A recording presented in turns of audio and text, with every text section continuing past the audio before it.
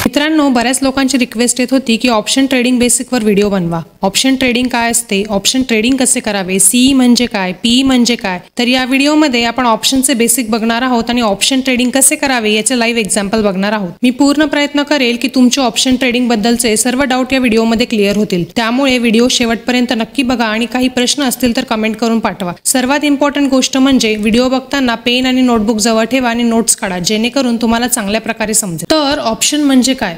Option म्हणजे एक derivative product आहे। डेरिव्हेटिव्ह म्हणजे अशी प्रत्येक गोष्ट ज्याची व्हॅल्यू ही एखाद्या गोष्टीवरून डिराईव्ह झालेली असते। सिंपल भाषेत सांगायचं झालं तर मिठाई ही दुधापासून तयार होते, त्यामुळे जर दुधाचा भाव वाढला तर मिठाईचा पण भाव वाढतो, म्हणजेच मिठाईचा भाव दुधाच्या भावावरून ठरतो। या केसमध्ये मिठाई ही डेरिव्हेटिव्ह प्रोडक्ट आहे। दुसरं उदाहरण घ्यायचं झालं तर एक नवीन कन्स्ट्रक्शन होते आहे, तिथे तुम्ही एखादा फ्लॅट बुक केला की ज्याची व्हॅल्यू आज 50 लाख रुपये आहे, पण तुमच्याकडे पूर्ण रक्कम नसल्यामुळे तुम्ही त्याचा 1 लाख रुपये ॲडव्हान्स भरून बिल्डर सोबत कॉन्ट्रॅक्ट केला की उरलेली रक्कम पोझिशन मिळाल्यावर भरू। तुम्ही फ्लॅट बुक केल्यानंतर 2 दिवसात न्यूज आली की त्या एरियामध्ये एक मोठा मॉल तयार होणार आहे, त्यामुळे त्या फ्लॅटची व्हॅल्यू 80 लाख झाली। तुमचा एक मित्र तुम्हाला म्हणाला की तू जो फ्लॅट घेतला आहे तो मी घेतो आणि जो 1 लाख ॲडव्हान्स तू भरला आहे तो मी तुला देतो। त्या केसमध्ये तुम्ही तुमच्या मित्राला सांगाल की आता त्या फ्लॅटची व्हॅल्यू 80 लाख रुपये झाली आहे, तर तू मला ॲडव्हान्सचे 1 लाख ऐवजी 10 लाख रुपये दे, तरच मी बुक केलेला फ्लॅट तुला देईल। आणि त्या मित्राला माहित आहे की 80 लाखचा फ्लॅट 60 लाखात मिळतोय, तर त्याला 20 लाख रुपये फायदा आहे। या केसमध्ये 1 लाख रुपयाचा कॉन्ट्रॅक्ट हा डेरिव्हेटिव्ह आहे की ज्याची व्हॅल्यू फ्लॅटच्या व्हॅल्यूवर डिपेंड आहे। या उलट जर मॉल कॅन्सल होऊन त्या फ्लॅट समोरून फ्लायओव्हर येणार असेल तर त्या फ्लॅटची व्हॅल्यू कमी होईल, त्या केसमध्ये नुकसान पण होऊ शकते। त्याचप्रमाणे ऑप्शन एक कॉन्ट्रॅक्ट आहे की ज्याची व्हॅल्यू एखाद्या स्टॉक्स किंवा इंडेक्सवरून डिराईव्ह होते। जर इंडेक्स किंवा स्टॉक्सची व्हॅल्यू वाढली तर त्याच्या कॉन्ट्रॅक्टची व्हॅल्यू पण वाढते आणि इंडेक्स किंवा स्टॉक्सची व्हॅल्यू कमी झाली तर त्या कॉन्ट्रॅक्टची व्हॅल्यू पण कमी होते। ऑप्शन ट्रेडिंगमध्ये बायर आणि सेलरला एखाद्या शेअर किंवा इंडेक्सची सिक्युरिटी काही प्रीमियम किंमत देऊन ठराविक काळासाठी म्हणजेच एक्सपायरी डेटला ठराविक किमतीला म्हणजेच स्ट्राईक प्राइस प्रीमियमला बाय किंवा सेल करण्याचा अधिकार देते। ऑप्शन ट्रेडिंगचे 2 प्रकार आहेत, ऑप्शन बाईंग आणि ऑप्शन सेलिंग। यातील ऑप्शन सेलिंगसाठी मार्जिन जास्त लागते, तर ऑप्शन बाईंग हे कमी पैशामध्येही करता येते। ऑप्शन ट्रेडिंग करण्यासाठी तुम्हाला त्याच्या बेसिक सी आणि पी च्या टर्म समजून घेणं फार महत्त्वाचं आहे। पी म्हणजे पुट युरोपियन आणि सी म्हणजे कॉल युरोपियन। हे ऑप्शन मार्केटमधील करारांचे म्हणजेच कॉन्ट्रॅक्टचे प्रकार आहेत। जर आपल्याला वाटते आहे की एखादी शेअर किंवा इंडेक्सची प्राइस वर जाणार आहे आणि आपल्याला त्या शेअर किंवा इंडेक्सचा ऑप्शन कॉन्ट्रॅक्ट घ्यायचा आहे, तर आपण कॉल ऑप्शन बाय करावा म्हणजेच सी बाय करावा। जर आपल्याला वाटते आहे की एखादी शेअर किंवा इंडेक्सची प्राइस खाली जाणार आहे आणि आपल्याला त्या शेअर किंवा इंडेक्सचा ऑप्शन कॉन्ट्रॅक्ट घ्यायचा आहे, तर आपण पुट ऑप्शन बाय करावा म्हणजेच पी बाय करावा। इंडेक्समध्ये एक्सपायरी ही वीकली आणि मंथली असते, तर स्टॉकमध्ये फक्त मंथली एक्सपायरी असते। उदाहरण घ्यायचं झालं तर समजा आज 1 मे 2024 रोजी क्रॉम्प्टन शेअरची प्राइस ही 300 रुपये आहे आणि तुमच्या टेक्निकल अनालिसिसवरून तुम्हाला असे वाटते आहे की या स्टॉक्सची प्राइस 2 वीकमध्ये 350 रुपये होईल। तुमच्याकडे आता 12,000 रुपये कॅपिटल आहे, तर त्यातून तुम्ही इक्विटीमध्ये फक्त 30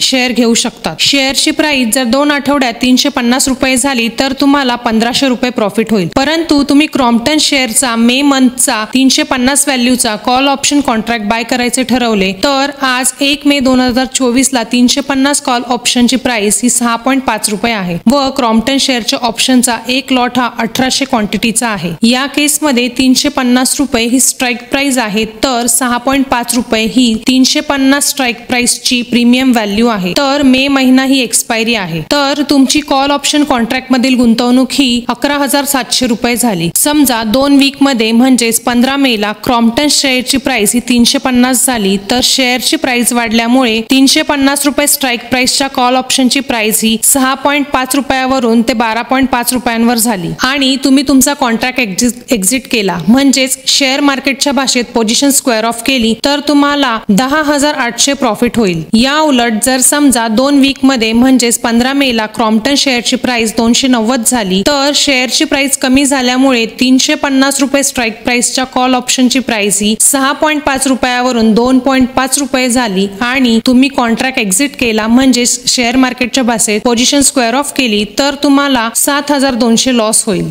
त्याचप्रमाणे समजा आज 2 मे 2024 रोजी टाटा मोटर शेअरची प्राइस ही 1027 रुपये आहे आणि तुमच्या टेक्निकल अनालिसिस वरून तुम्हाला असे वाटते आहे की या स्टॉक्सची प्राइस 2 वीक मध्ये 950 रुपये होईल। तुमच्याकडे आता 12,000 रुपये कॅपिटल आहे आणि तुम्ही टाटा मोटर शेअरचा मे मंथचा 950 व्हॅल्यूचा पुट ऑप्शन कॉन्ट्रॅक्ट बाय करायचे ठरवले। आज 2 मे 2024 ला 950 पुट ऑप्शनची प्राइस ही 6 रुपये आहे व टाटा मोटर शेअरच्या ऑप्शनचा एक लॉट 1425 क्वांटिटीचा आहे। या केसमध्ये 950 रुपये ही स्ट्राइक प्राइस आहे तर 6 रुपये ही 950 स्ट्राइक प्राइसची प्रीमियम व्हॅल्यू आहे। तर मे महिना ही एक्सपायरी आहे तर तुमची पुट ऑप्शन कॉन्ट्रॅक्ट मधील गुंतवणूक ही 8,550 रुपये झाली। समजा 2 वीक मध्ये म्हणजेच 15 मे ला टाटा मोटर शेअरची प्राइस 950 झाली तर शेअरची प्राइस कमी झाल्यामुळे 950 रुपये स्ट्राइक प्राइसच्या पुट ऑप्शनची प्राइस 6 रुपयापासून ते 16 रुपये झाली आणि तुम्ही कॉन्ट्रॅक्ट एक्झिट केला तर तुम्हाला 14,250 प्रॉफिट होईल। या उलट जर समजा 2 वीक मध्ये म्हणजेच 15 मे ला टाटा मोटर शेअरची प्राइस 1040 झाली तर शेअरची प्राइस वाढल्यामुळे 950 रुपये स्ट्राइक प्राइसच्या पुट ऑप्शनची प्राइस 6 रुपयापासून 1 रुपये झाली आणि तुम्ही कॉन्ट्रॅक्ट एक्झिट केला तर तुम्हाला 7,125 लॉस होईल। कुठल्याही ऑप्शन कॉन्ट्रॅक्ट मध्ये त्या कॉन्ट्रॅक्टच्या एक्सपायरी डेटच्या आधी तुम्हाला पोझिशन एक्झिट करणे आवश्यक असते। या उदाहरणावरून तुम्हाला क्लिअर झाले असेल की ऑप्शन ट्रेडिंग करताना तुमचा स्टॉक प्राइस डायरेक्शन बद्दलचा अभ्यास व अनालिसिस योग्य असणे खूप इम्पॉर्टंट आहे। जर तुमचा अभ्यास व अनालिसिस योग्य असेल तर तुम्ही खूप चांगल्या प्रकारे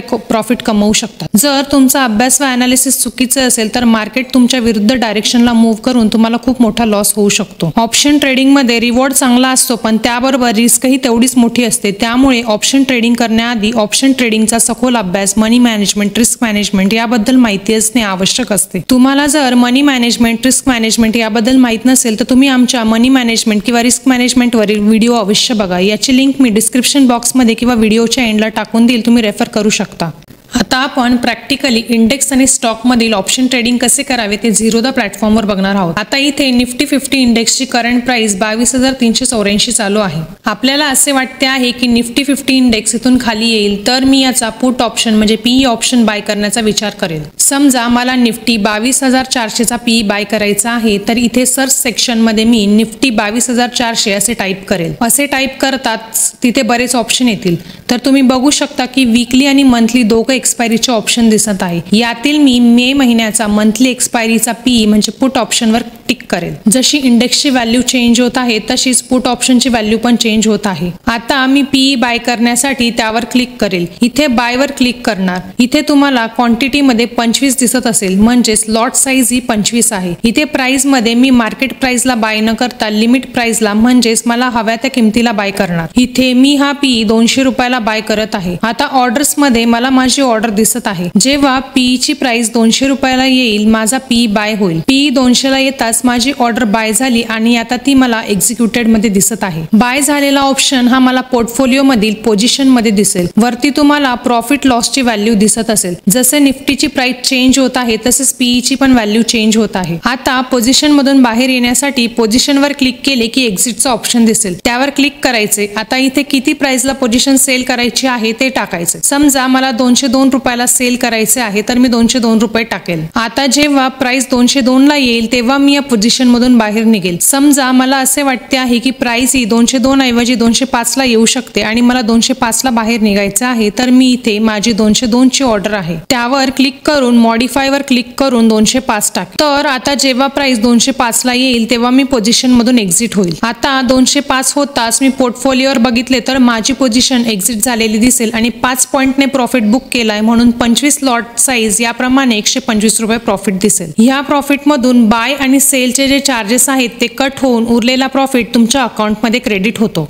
त्याचप्रमाणे जर स्टॉक्सचा ऑप्शन बाय करायचा असेल तर सेम प्रोसेस आहे। जसं की समजा मला जबल फूड या स्टॉक मध्ये ट्रेडिंग करायचे आहे। समजा मला इक्विटीसाठी बाय करायचे आहे तर मी इथे याच्यावर क्लिक करून बाय क्लिक करेल। इथे हवी तेवढी क्वांटिटी आणि कितीला बाय करायचे आहे त्याप्रमाणे आपण व्हॅल्यू टाकणार। जर मला या स्टॉक मध्ये ऑप्शन बाय करायचा असेल म्हणजे समजा मला असे वाटत आहे की स्टॉक प्राइस वर जाणार आहे तर मी इथे समजा जबल फूड 470 टाकले की मला जेवढ्या मंथली एक्सपायरी अवेलेबल आहेत त्या दिसतील। मी जबल फूड 470 CE मे एक्सपायरीचा सिलेक्ट केले। आता बाय करण्यासाठी त्यावर क्लिक केल्यावर मला त्याची लॉट साईज इथे दिसेल। इथे खाली या प्राइसला बाय करण्यासाठी किती रुपये लागतील ते दिसेल। इथे मी हवी ती प्राइस टाकून हा ऑप्शन बाय करेल। अशा प्रकारे आपण स्टॉक्सचे ऑप्शन ट्रेडिंग करतो। आय होप तुम्हाला आजच्या व्हिडिओमधून ऑप्शन ट्रेडिंगची बेसिक माहिती मिळाली असेल। पुढील व्हिडिओमध्ये आपण ऑप्शनचे ॲडव्हान्स लेवल बद्दल माहिती मिळवू। व्हिडिओ आवडल्यास लाईक करून चॅनलला सबस्क्राईब करा। धन्यवाद।